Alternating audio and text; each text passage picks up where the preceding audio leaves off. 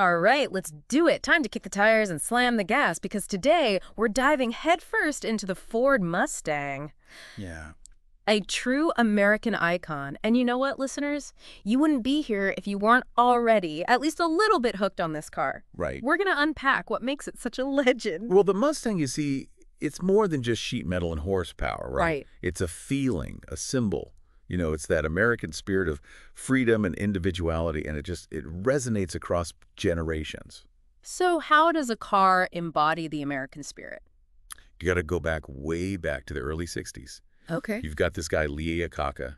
He's got vision. Yeah. Visionary, yeah. He feels it in his gut.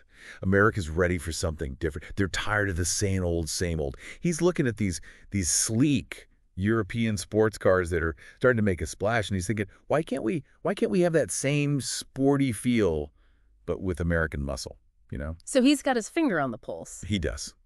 And the genius of it, Ford already had the bones. The Ford Falcon solid foundation. Iacocca sees the potential there. Doesn't need to reinvent the wheel, just got to reimagine it. Okay, so he sees the existing components and he's like, we can work with this. Exactly. All right, so he wants to shake things up a little bit, add a little European flair. But how do we go from that to the Mustang we all know? You got to know your audience, right? And Iacocca, he knows he's got to win over the baby boomers, this new generation. They're coming of age. They've got this new sense of freedom, a hunger for something that's just them, you know, unique. Their own identity. Exactly. So it's more than just a car, it's an expression. It's cool, it's stylish, and it just screams youthful energy. All right, cue the theme music, because now we're talking about the birth of the pony car.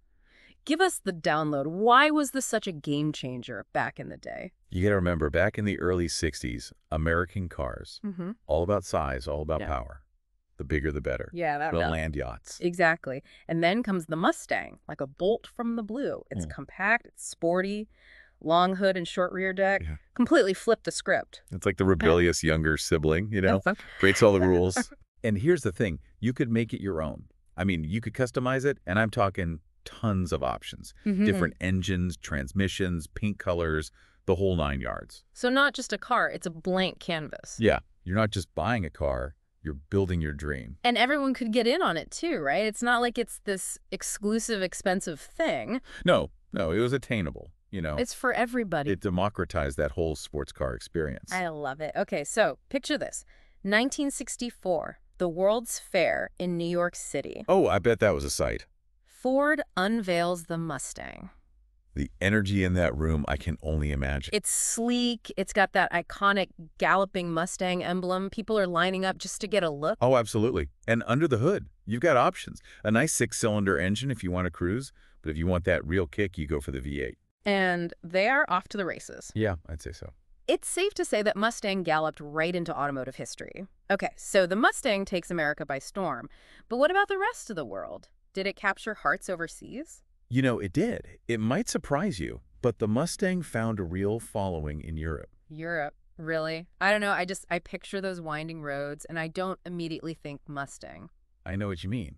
But think about it. Compared to those big American cars back then, the Mustang was practically petite, perfect for navigating those European streets. Okay, get a point there. And that 6-cylinder engine. Americans, they wanted the biggest, baddest V8 they could get their hands on. But in Europe, fuel efficiency mattered. That 6-cylinder hit the sweet spot. It's like the Mustang was a chameleon, adapting to whatever environment it found itself in. It really was. It changed the way people thought about American cars, you know. Yeah. Before the Mustang, people overseas, they thought American cars, they were just these big gas guzzlers. The Mustang proved that America could do style and performance, but in a package that made sense for the rest of the world. I love it. Okay, so back home, though, the competition, it wasn't sitting still, right? The late 60s, you've got some serious muscle cars hitting the streets. How does the Mustang respond? Well, that's where a legend named Carroll Shelby enters the picture. Okay, Shelby. I heard the name. Oh, Shelby was a racer, a designer, a true innovator. And he saw something in the Mustang. He knew he could make it even better. So he's like, all right, let's turn this pony into a thoroughbred. Exactly. Yeah. And that's where we get the Shelby GT350. He focused on everything. More power, better handling, even upgraded brakes to handle all that extra muscle. Oh, yeah, because if you're going to give it more oomph, you got to be able to stop it, too. Absolutely. One of the biggest changes Shelby made, though, was introducing independent rear suspension. Okay, now for those of us who don't speak car, what does that mean? So back then, most American cars, including the Mustang, they had a solid rear axle. Okay. Durable, yeah, but not great for handling. Okay. Independent rear suspension, though, that let each wheel move on its own, completely changed how the Mustang handled, especially in the corners. So we're talking a smoother, faster ride. Night and day. Shelby took the Mustang from a fun, sporty car to a true performance machine that could hold its own on any racetrack. That's quite a legacy. It really is. Yeah. But, nothing stays the same forever. By the early 70s, the world was changing, and the Mustang, it changed too. It got bigger, didn't it? It did. Got longer, wider, heavier.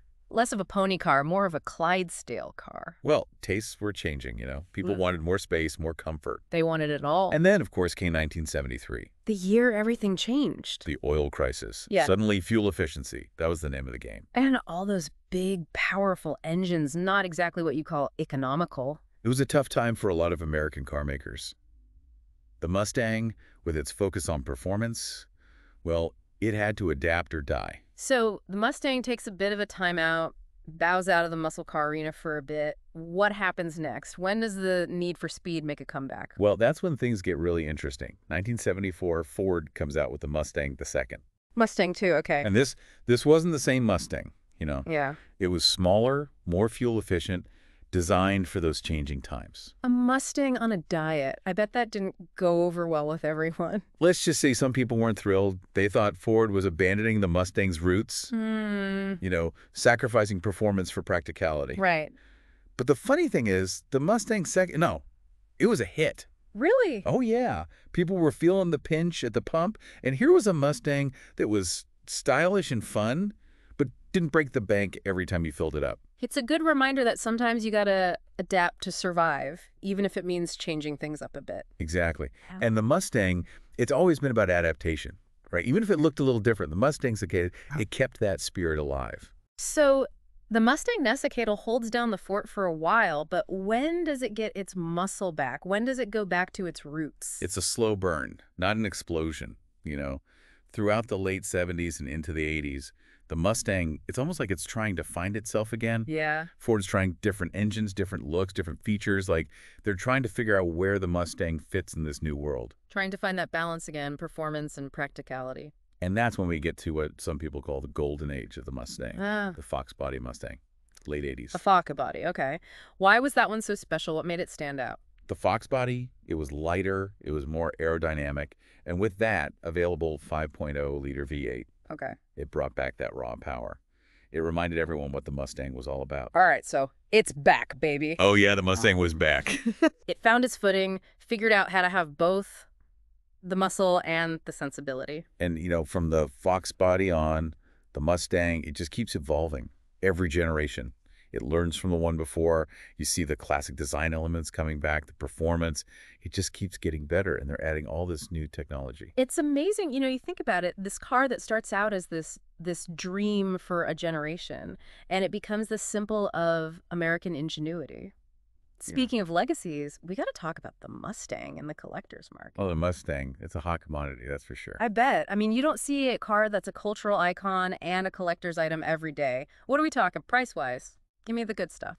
Well, it depends. The year, the condition, how rare it is, all that factors in.